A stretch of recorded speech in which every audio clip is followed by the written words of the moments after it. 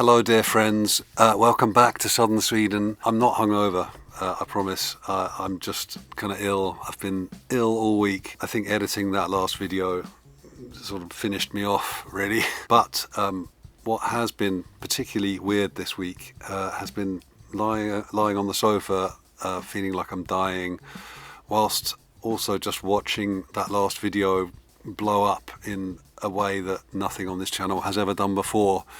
Just refreshing the YouTube Studio app, and every 10 seconds another 5 subscribers, and over again. Pretty crazy, and so thank you to all the new subscribers, everyone who's watched it. I think it's on about 52 or 3,000 views so far. I guess it kind of makes sense. If any video would do something like that, it would be that kind of video. In case you haven't seen it, it's basically a start to finish montage of us building this entire studio.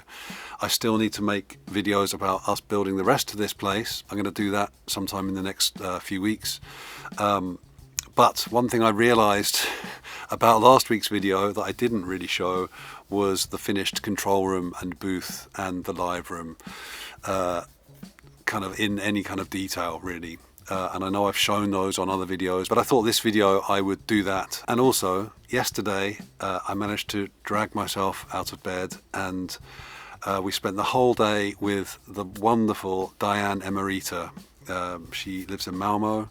She came and we did a kind of live studio session video thing.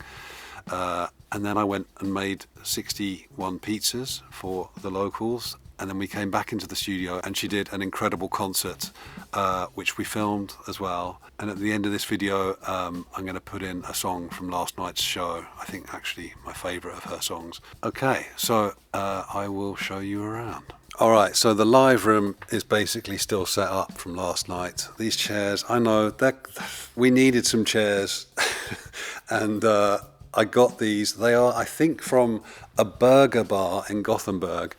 And we got them and they were very dirty and kind of greasy, but I got them really cheap. I think these were all I think we got 45 chairs for I think about €100 or something, and I just couldn't resist. So I drove up to Gothenburg, filled the trailer, and then the wonderful Megan spent I think like 3 days cleaning them. So they are pretty like mint condition again, but they're not the most beautiful chairs. So try and ignore these chairs.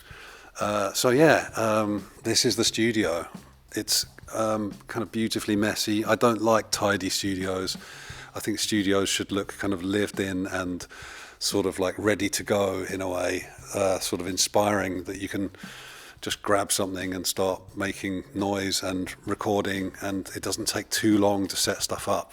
It's one thing that really drives me nuts is waiting for ages to start making music, you know. I think you have to strike while the iron is hot, to use a cliche. And so yeah, that's the finished balcony up there with the cinema chairs, the spiral staircase. It's a great place, and it sounded really good last night. Yeah, I managed to get this little second-hand PA, which I wasn't sure if it would be enough for in here, but it totally was. And it's even sort of made me realize what the concerts that we do in this studio, how they're gonna work. Because I realized last night, it's a concert, but we're using really high-end microphones going through really high-end preamps. We're using like condenser mics, and you know, we're using stuff that you possibly wouldn't normally use in a live context, either because they're too fragile or they're just too sensitive. And so the way I had it working last night is that all of the mics that we used for the session in the afternoon, the recording session, still going into Pro Tools, and then I just had a send out of Pro Tools, like a separate bus mix out of Pro Tools, folding back into the PA. So the PA is just used as a sort of fill-in for the ambient sound that's already in the room. And it just sounded so good. I had a lot of compliments afterwards, like, wow, sounded really good in there. And I started thinking, well, yeah, why is that? And I realized, okay, part of it is that they're getting the kind of studio quality recording through the PA, I guess, you know. So I think that's a good thing for the future. I'm going to expand on that, even maybe for events that we do out in the courtyard, bigger gigs. Somehow, possibly, I did put in some conduit between the courtyard and the studio. I thought ahead on that. So yeah, possibly we could have the bands playing outside. Maybe we wouldn't use the really posh mics and stuff, but at least we would go through really good preamps into the computer and then back out to outside. Sounds a bit risky, doesn't it? I don't know. Anyway, we'll see. So here's the booth, which I think it's looking really cool. The lighting is getting close. You know, I'm close to happy with the lighting. Still a bit of mess here from the album I did a couple of weeks ago. That's a cool thing. A telephone that really worked good. That's a good thing. If you've never tried recording with an actual telephone receiver, then go and find one and put an XLR cable on the end and see what it sounds good on, because they are brilliant, really, really brilliant. And no like plug-in, no telephone filter plug-in in the world sounds as good as a real telephone. It just doesn't. It's impossible. This is the sort of collection, the keyboard, the Hohner keyboard collection, and my old Bechstein upright from 1885. Some acoustic guitars, P and organ from Abbey Road. All right, and then into the control room, which has the synth shelves there, some bass guitars there, and then just the big sort of control center, I guess. All the stuff. There's the studio desk, patch bays, more preamps and spring reverb and the interface and stuff. Got these nice Abbey Road Chandler things, red 47s, Tone Lux preamps, very nice. Then we get into the kind of sort of compressors and stuff and EQs, sort of heading this way past the Vibe trolley, this thing, which is basically just tapes and just like Culture Vulture kind of distortion thing.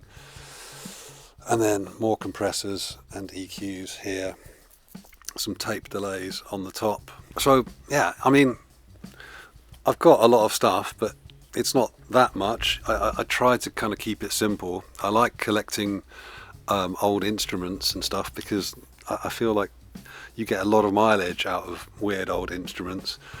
But yeah, I try. My dream for this studio is that it's a way for people to come and record in a big room, and it be really affordable, and it be really simple. It's not flashy, it's not pretentious, it's just vibey. I think it's a real shame that so many big studios have closed over the last years. And so with this place, I saw an opportunity. Okay, I think we might be able to do it. We might be able to pull it off, building a studio in this barn somehow, and then, you know, we will keep alive the option of people being able to record in a big space, because it is always a lot of fun, and you always just get cool results, I think, in a big room. Okay. My headache is killing me, so I'm going to sign off, and I will leave you with Diane Emirita. I will link to her below. So yeah, thanks again to all the new subscribers, all the people that have watched the video. Especially thanks so much to all the people who have donated to our fundraising drive to buy the PA for the courtyard. We're going to do more on that in next week's video. That is something we're taking very seriously. I'm going to sign off now, and I will leave you with the wonderful one and only Diane Emirita, and I'll see you next week for another video. Okay, lots of love everybody, take it easy, and goodbye.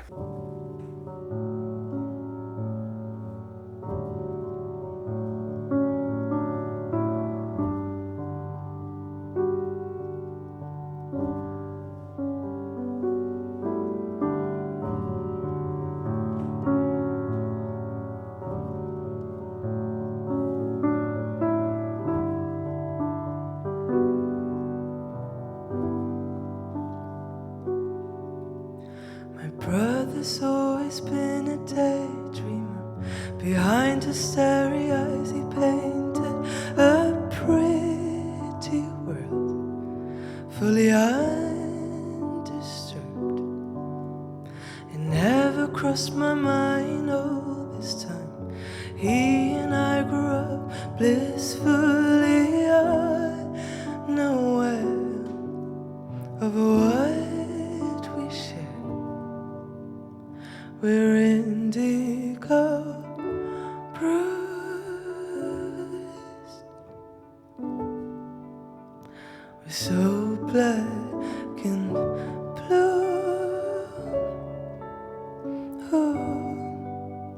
We're chasing the moon.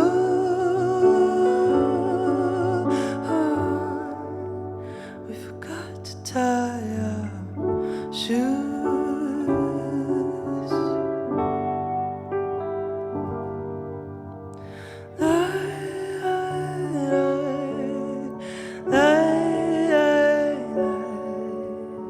He and I lived in a state of mind, side by side but never intertwined. Am I free in reality? 'Cause everything I know about right now is put